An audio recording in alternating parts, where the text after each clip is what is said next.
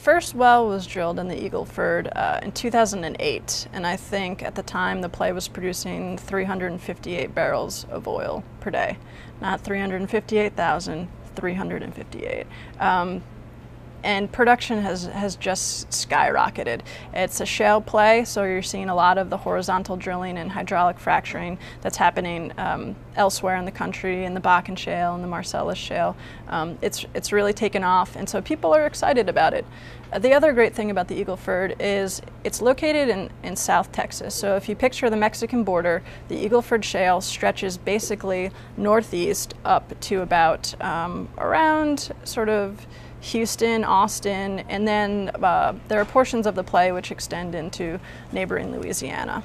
So the proximity to the Gulf Coast Refining Center basically is unprecedented for this amount of oil, and that's why I think people are really excited about it. You have EOG Resources, and they've also got production in the Bakken. I think EOG is actually the leading producer in the Eagle Ford Shale. And then you have smaller companies, one company like Forest Oil, for example. It's a very small company, and they actually announced earlier this year that they were selling all of their assets in South Texas except for the ones in the Eagle Ford Shale, because the play is just that promising. They were going to use the proceeds from those divestitures to pay down debt and sort of fund development in the Eagle Ford.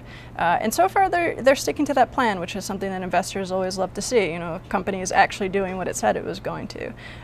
So they've teamed up with Schlumberger, the oil field services company, for a 50-50 joint venture to sort of develop the properties down there. Schlumberger is going to pay them, I think, $90 million, and they'll take a 50% stake and sort of hope that tag team works out well for them. Atlas Pipeline Partners just announced a huge deal. It's a $1 billion acquisition of Teak Midstream.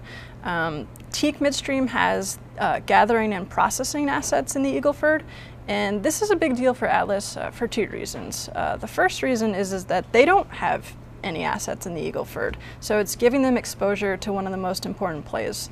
And the second thing is that 80% of Teak Midstream's business was coming from fee-based contracts or services, which means that there's very little exposure to commodity risk, and developing that sort of revenue is something that Atlas has listed as one of its primary goals. So again, you have companies sort of doing what it takes to straighten out their balance sheets, and really in the oil business, it's important for midstream companies to mitigate that commodity risk. So that's a good sign for Atlas. I really like ConocoPhillips down in the Eagle Ford. It's a big company, but they're drilling the cheapest wells down there right now. And anytime you can cut costs, especially with a commodity as volatile as oil, anytime you can cut drilling costs, you're going straight to the top of my list.